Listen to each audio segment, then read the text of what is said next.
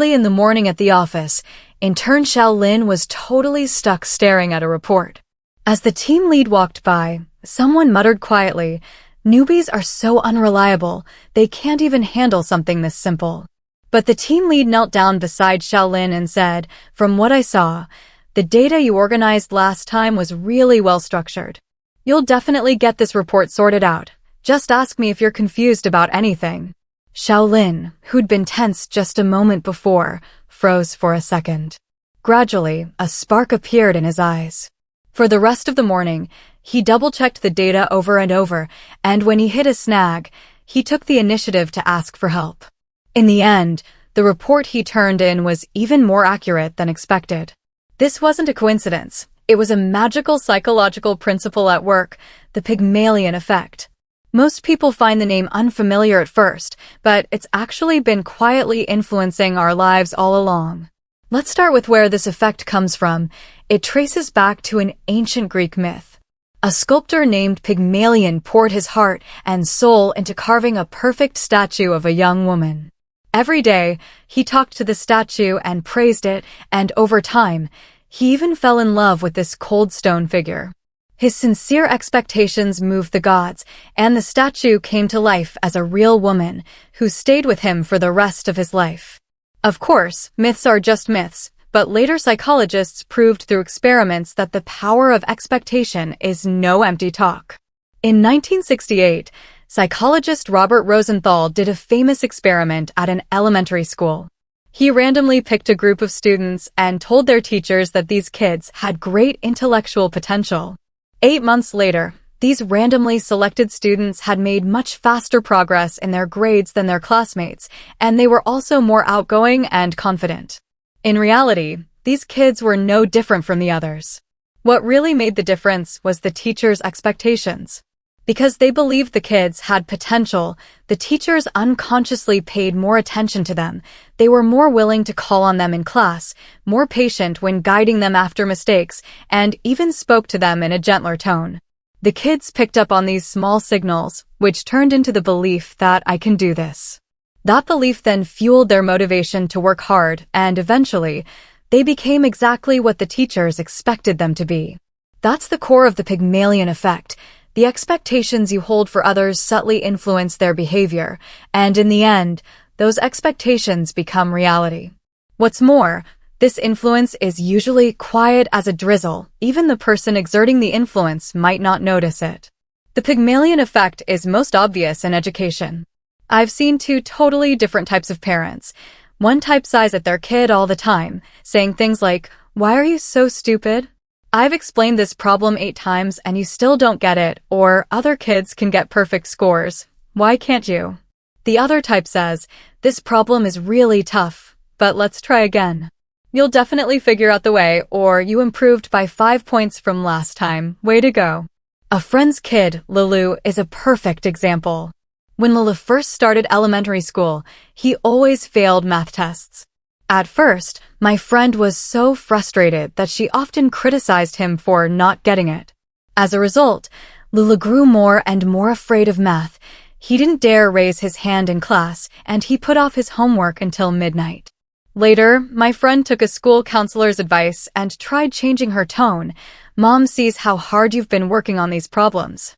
The way you're thinking about this word problem is actually half right."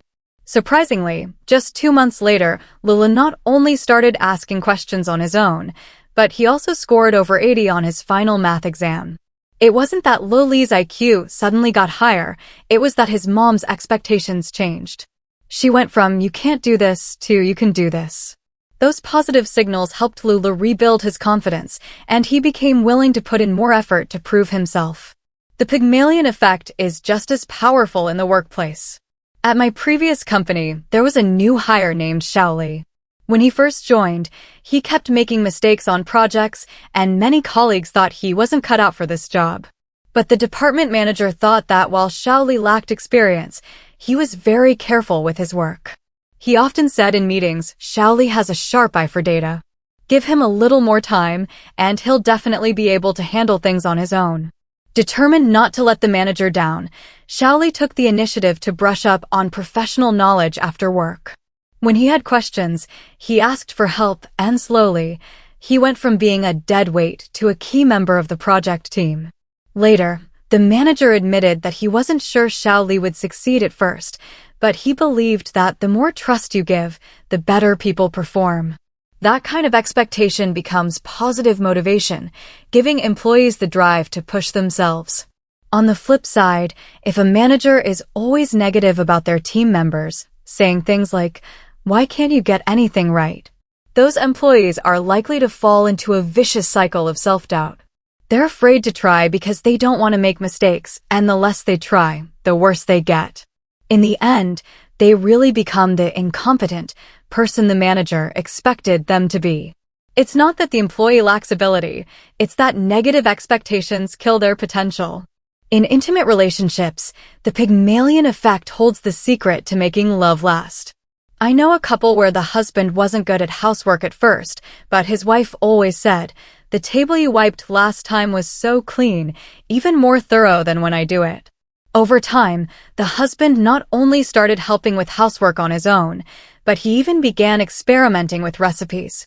Another couple I know, though, the wife was always complaining that her husband was lazy and unmotivated, and he only became more careless and indifferent.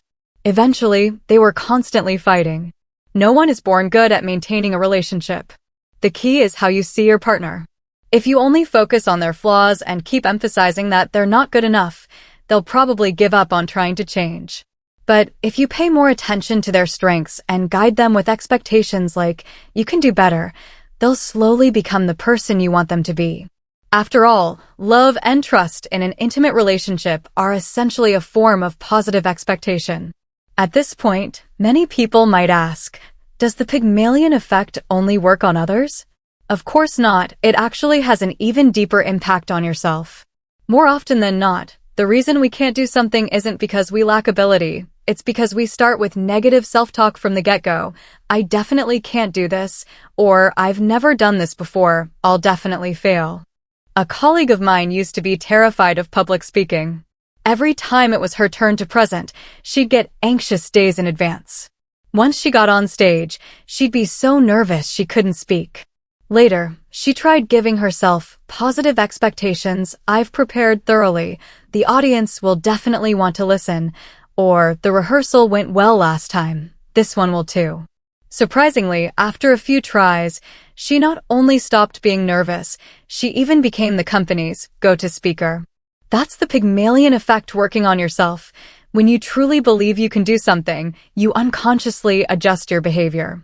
You prepare more carefully, you try more bravely, and even if you hit setbacks, you don't give up easily. This kind of belief, coming from within, is often more powerful than encouragement from others. But the Pygmalion effect isn't some wishful thinking magic. It has two crucial prerequisites. First, expectations must be sincere and reasonable.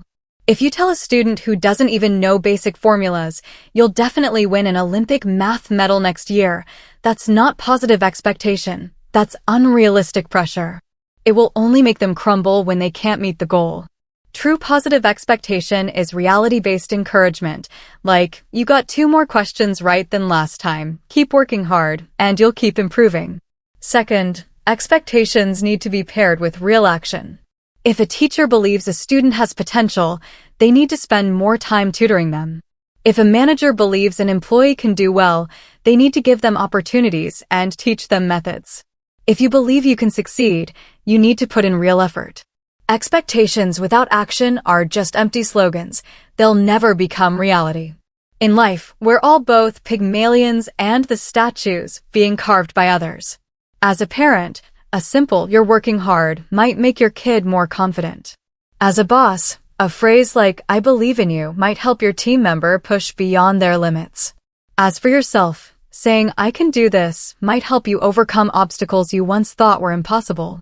On the other hand, casual comments like "you can't do it" or "don't waste your time" might seem like throwaway complaints, but they're actually sticking negative labels on someone, slowly killing their potential. It's like a flower in a garden. If you water it carefully and believe it will bloom, it will most likely bloom on time. If you always think it won't grow well, or even can't be bothered to take care of it, it will naturally wither away. The Pygmalion effect teaches us, belief is a powerful force. What you believe in, you'll attract. What you expect, you'll receive. It doesn't mean we should be blindly optimistic. It means we should learn to see ourselves and others through a positive lens. Think about it. If you gave the people around you a little more praise and gave yourself a little more confidence, would your life be different? Maybe your kid would love studying more, your colleagues would be more willing to collaborate, and you could accomplish things you once thought were out of reach. That's the charm of the Pygmalion effect. It's hidden in every word of encouragement, every act of trust, and every beautiful expectation for the future.